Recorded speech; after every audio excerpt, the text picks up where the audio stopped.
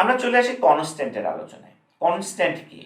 ভ্যারিয়েবলের যে ভ্যালু, সেই ভ্যালুটা পরিবর্তনশীল, তার মানে কনস্ট্যান্ট সেটাই যার আমরা বুঝতেই পারতেছি যার ভ্যালুটা পরিবর্তনশীল নয়। প্রশ্ন হলো কখন পরিবর্তনশীল নয়? আমরা যখন একটা পিএইচপি স্ক্রিপ্ট এক্সিকিউট করতে শুরু করি, পিএইচপি ইঞ্জিন যখন প্রথম লাইন থেকে তার যাত্রাটা শুরু করে, এই সময় থেকে যে পয়েন্টে সে কনস্ট্যান্টকে পাক না কেন, তার পরবর্তী যত লাইনই থাকুক, সব কোথাও আর ওই ভ্যালু, ওই কনস্ট্যান্টের ভ্যালুকে সে পরিবর্তন করতে দিবে না। উল্টোভাবে আমরা যদি অ্যাজ এ প্রোগ্রামার কোনো কারণে কোনো কনস্ট্যান্টের মধ্যে ভ্যালু চেঞ্জ করতে চেষ্টা করি প্রোগ্রামেটিক্যালি, পিএইচপি ইঞ্জিন ওই পয়েন্টে এসে তখন এরর থ্রো করবে, আমাকে অ্যাকনলেজ করবে যে এটা একটা কনস্ট্যান্ট, এটার ভ্যালুটা চেঞ্জ করা যাবে না, তুমি কেন চেঞ্জ করতে চাচ্ছ? অর্থাৎ আমরা যদি ভুল করে করে বা ইন্টেনশনালি করি, তখন পিএইচপি ইঞ্জিন ওটাকে আমাকে আটকে দিবে। তো কনস্ট্যান্টের নাম কিভাবে দেওয়া হবে? একই রকম, যেটা ভ্যারিয়েবলের নামের মতোই, শুধু পার্থক্য হলো এখানে ডলার প্রয়োজন নেই। আর বাকি সবই একরকম, যে লেটার অথবা আন্ডারস্কোর, কেস সেনসিটিভ এবং আলফানিউমেরিক ক্যারেক্টার ইত্যাদি।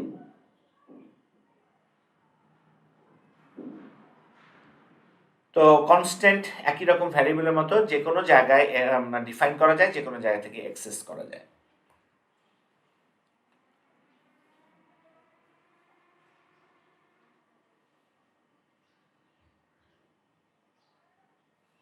কনস্ট্যান্ট কি ধরনের হতে পারে? String, integer, float. কনস্ট্যান্ট আর useful when you want to sure that nobody changes your important piece। তার মানে যখন আমি চাইবো না যে আমার কোনো একটা ভ্যালুকে কোনো প্রোগ্রাম অটোমেটিক্যালি চেঞ্জ করে ফেলুক, তখনই আমি আসলে ওটাকে কনস্ট্যান্ট হিসেবে ডিফাইন করে রাখবো।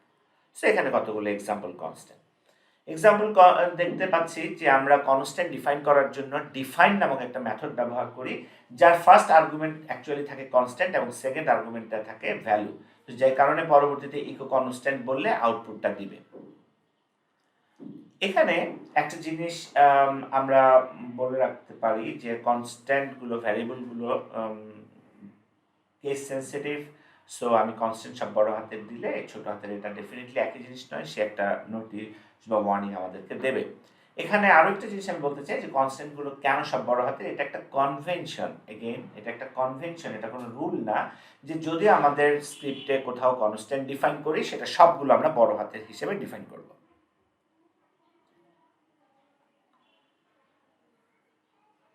অপারেটর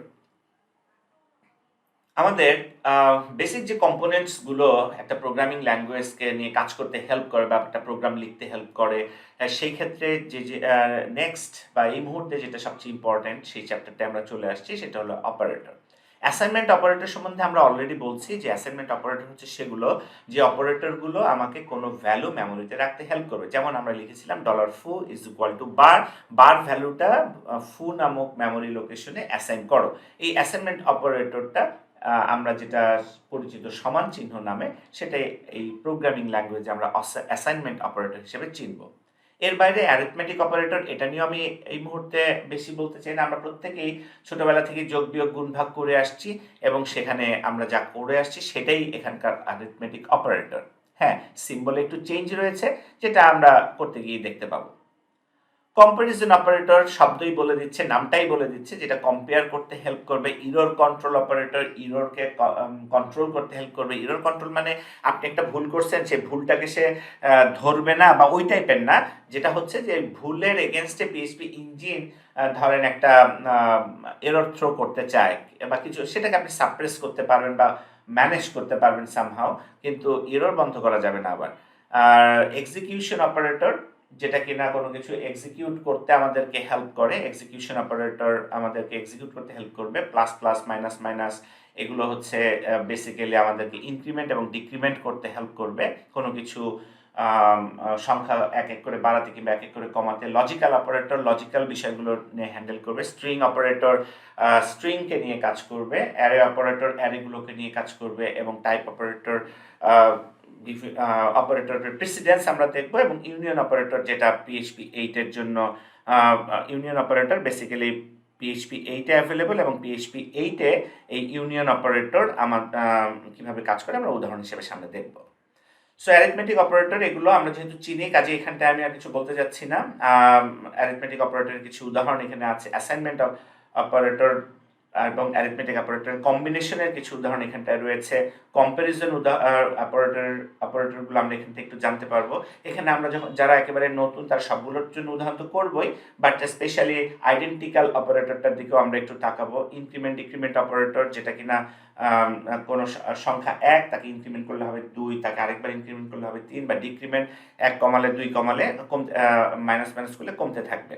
লজিক্যাল অপারেটরগুলো অ্যান্ড অর, যেটা কিনা ফর এক্সাম্পল আমি যদি চিন্তা করি যে $x অ্যান্ড $y, মানে হলো যে আমরা এইভাবে বলতে পারি যে আমি যদি এখন নিচে যাই এবং রিক্সা পেলে রিক্সায় যাব, না পেলে বাসে যাব, তাহলে আমি বলবো রিক্সা অথবা বাস।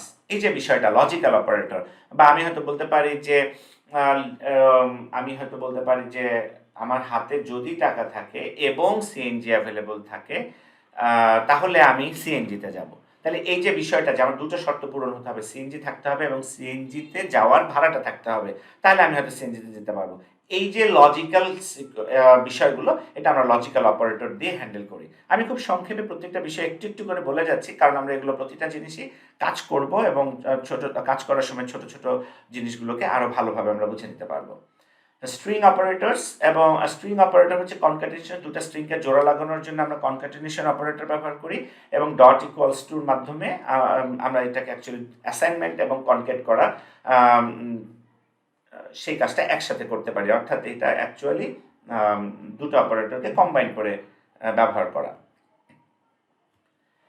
অ্যারে অপারেটরস, প্লাস নেম বলাই আছে ইউনিয়ন, তার মানে দুটো এক্স এবং ওয়াই এর ইউনিয়ন ঘটাবে। এগেইন আমি আবারও রিপিট করছি একই কথা, যে এগুলো আমরা যখন কিছু এক্সারসাইজ করব তখন আরেকটু স্পষ্টভাবে বুঝে নেব। তো আমরা শুধু চিনে যাই অপারেটরগুলোকে। প্রিসিডেন্সের ব্যাপারে এতটুকুই বলতে চাই যে আমরা ছোটবেলায় যখন অঙ্ক করতাম, যে যোগ গুণ ভাগ বা তাদেরকে আমরা যে বিভিন্নভাবে আমরা বদমাস শব্দটা ব্যবহার করতাম, যে ব্র্যাকেটের কাজ আগে, তারপর এরকম এর কাজ। তাহলে ইন্ট্রোডাকশনে আমরা মূলত জানতে পারলাম syntax, data type, variable, constants, expression and operators.